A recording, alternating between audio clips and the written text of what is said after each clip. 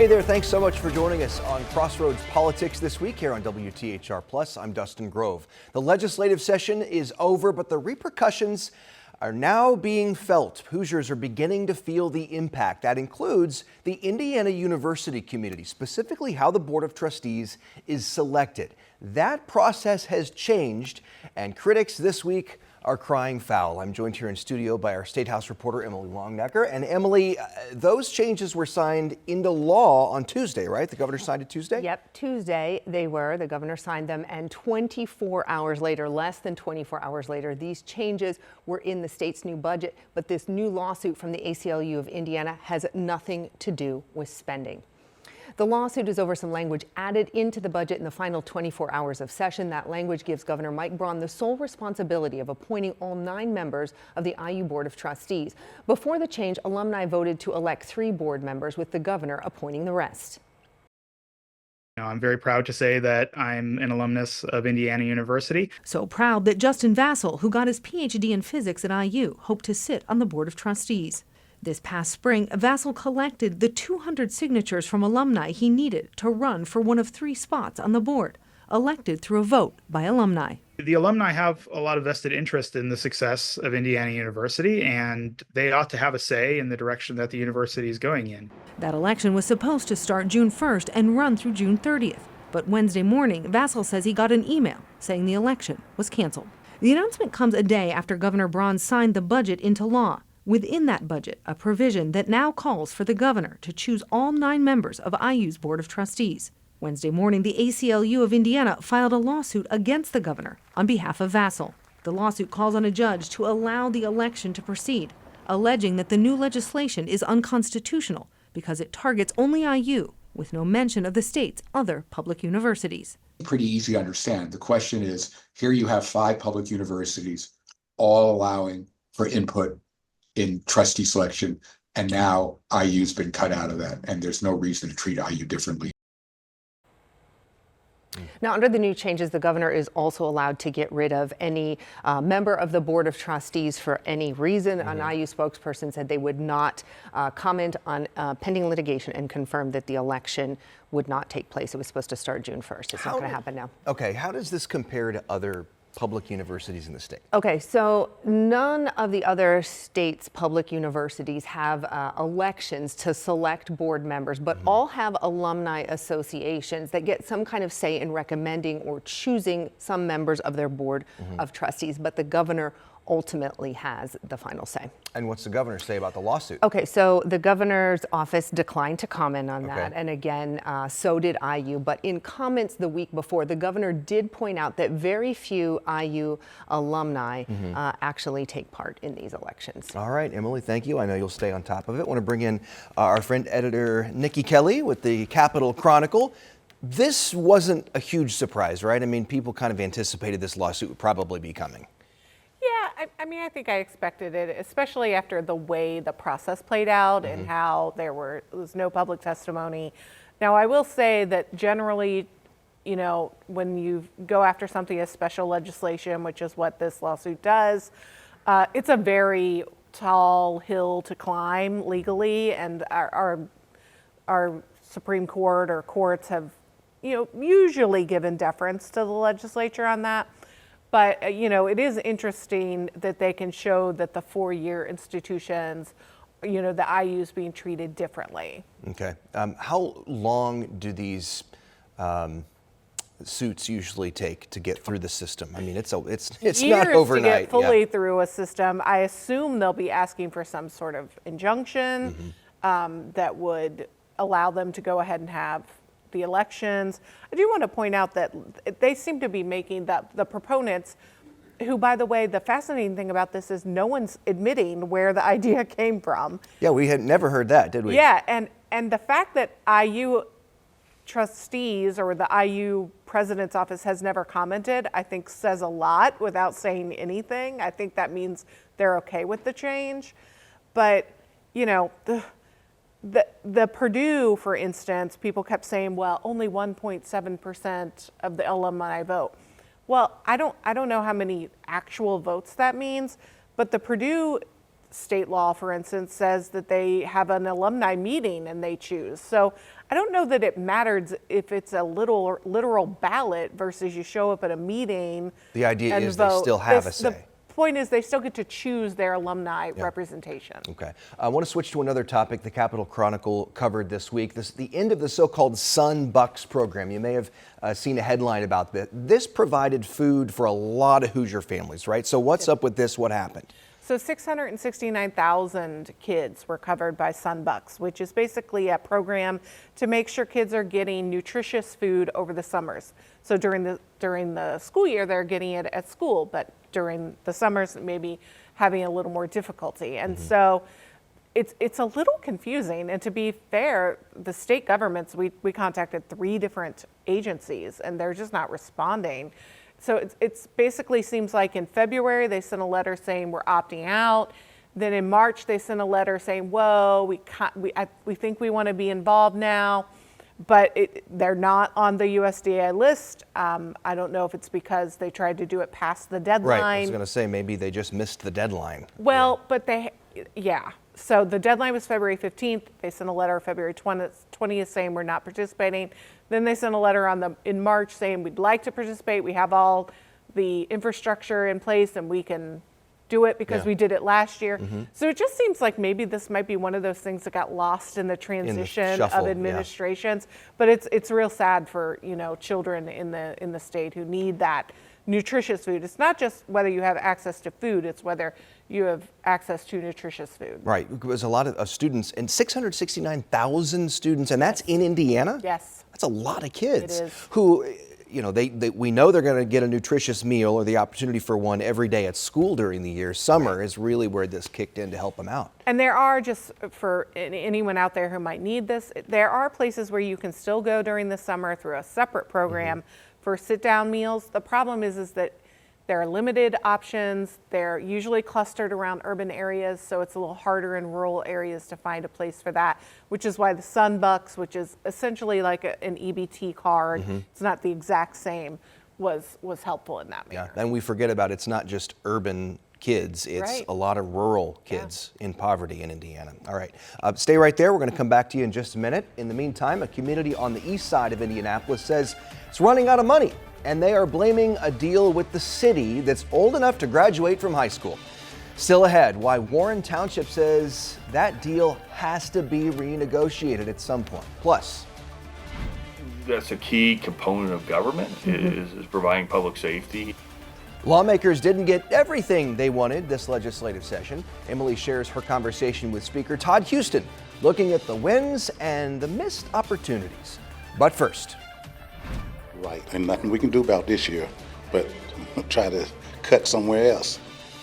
Yep, we're still talking about it. It's still out there. Property tax reform, one of the big bills that passed this year. Why homeowners won't feel the benefits on this year's bills. It's next on Crossroads Politics. Welcome back. Property tax reform was a top priority for lawmakers this legislative session. They passed some pretty big changes, but Emily, they aren't going to kick in ahead of this year's bills, right? We're going to have to wait. Yeah, that's right, Dustin. Lawmakers said all session that any property tax relief they passed would not impact this spring's bills, but that hasn't stopped Hoosiers from being surprised when those bills arrived and they opened them. You have your billing statement. You can go right over to the cashier. Wow. That's all 70-year-old Walter Boyd could say when he looked at his most recent property tax bill. Where I was paying about $4,400 a year, I'm paying $5,200 a year now. Boyd's bill wasn't the only change. The value of his home went up too. It went up quite a bit. So did the value of Billy West's house. Well, I haven't done nothing to my property and it's still going up. Outrageous. A few factors go into a home's assessed value. First, every year, county assessors look at how much homes have sold for in your neighborhood. In recent years, housing costs have risen for several reasons: low housing supply, a rise in construction costs from inflation, and lower interest rates. When the cost of buying a home increases, so do assessed values. Higher assessed values mean higher property taxes. Where's the property tax relief at? Where's it at? The architects of Senate Enrolled Act 1 and Governor Braun say it's coming. The new law will significantly expand the maximum homestead tax deduction and cap how much property tax bills go up in the future. Right now, the maximum standard homestead deduction is currently $48,000. That deduction will be phased out completely by 2031, replaced by a deduction that's a percentage of your home's value.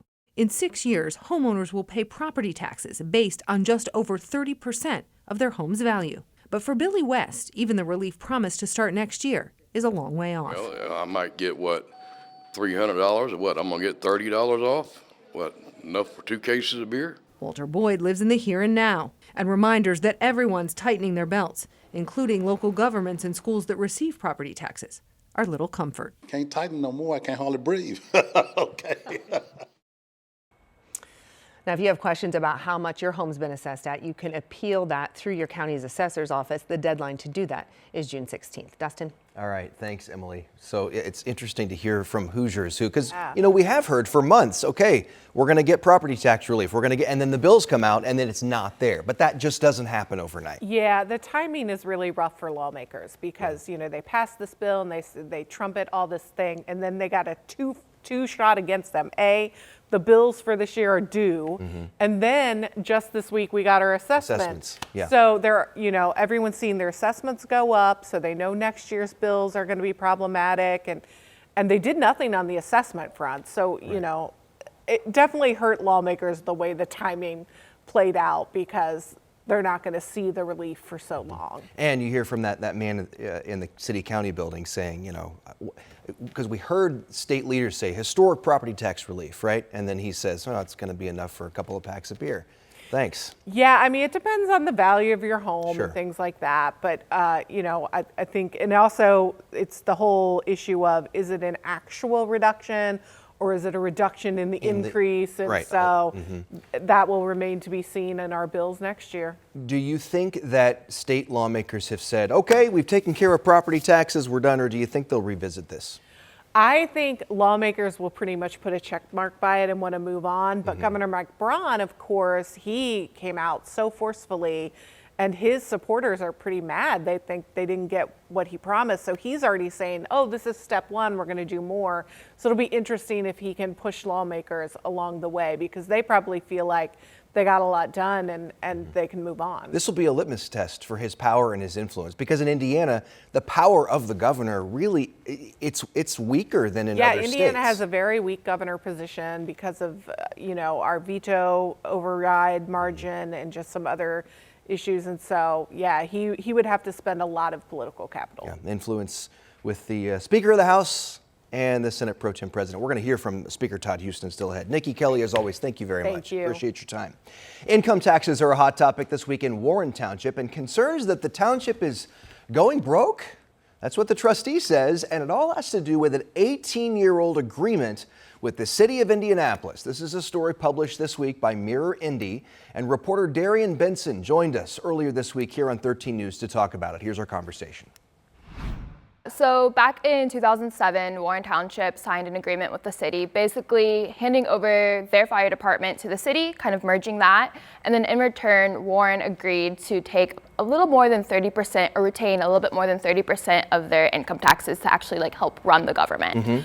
The problem that the trustee says, Vernon Braun out of Warren Township, is that agreement, the way it's written, it didn't really account for any inflation costs or anything, so they've been receiving the same amount of money since 2007. And meanwhile, the city of Indianapolis is getting more? Have their numbers been going up? I was unable to verify that with the city. They did not return any of my emails or calls to ask that question, but the trustee believes that it has.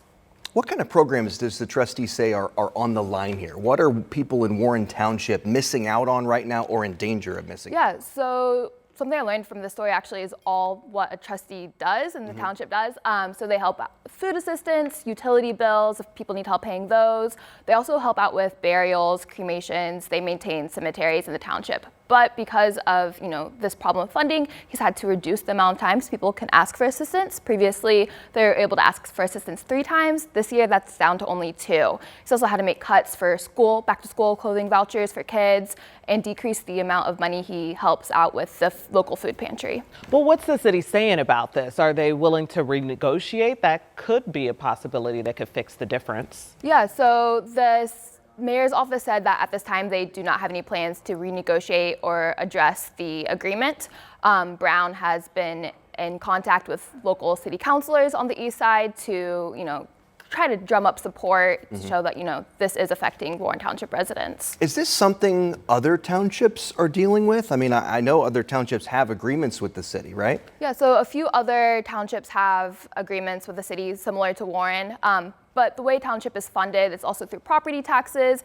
Some areas have higher property taxes than others. Some areas need more assistance. Some residents need more assistance than other parts.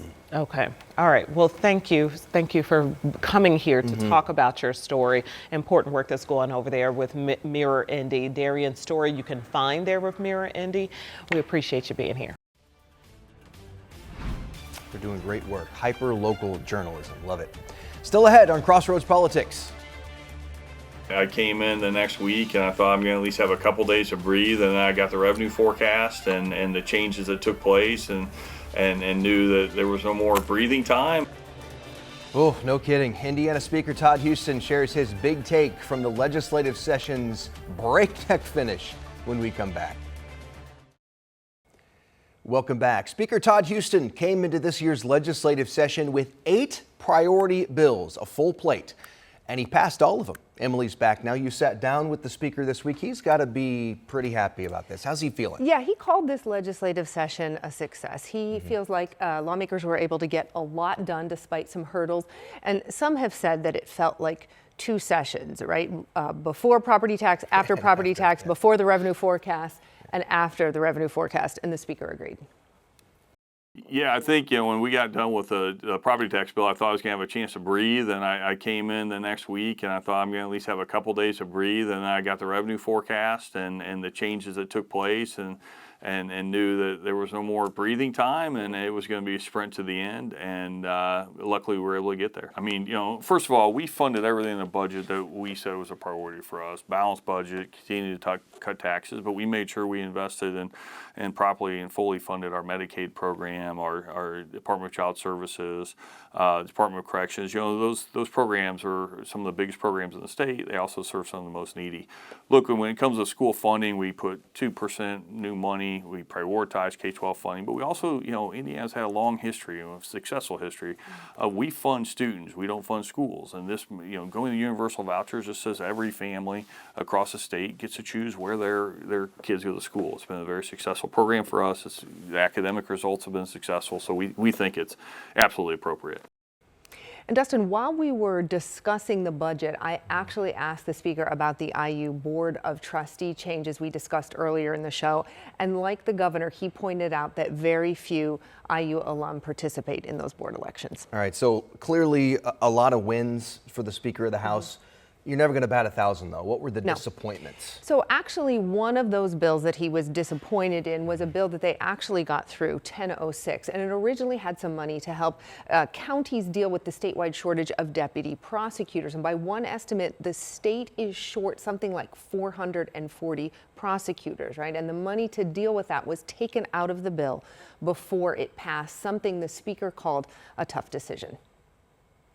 It was a disappointment for us, and there's always a whole host of programs that you would like to have seen be funded. But I think for us, the House Republicans have always prioritized walking hand in hand with law enforcement, with the criminal justice process, for both those on both sides, those on those being prosecuted and those that are doing the prosecuting. And so that was probably the one thing that was disappointing. We'll have another crack at that in a future year and look forward to trying to get that one across the finish line.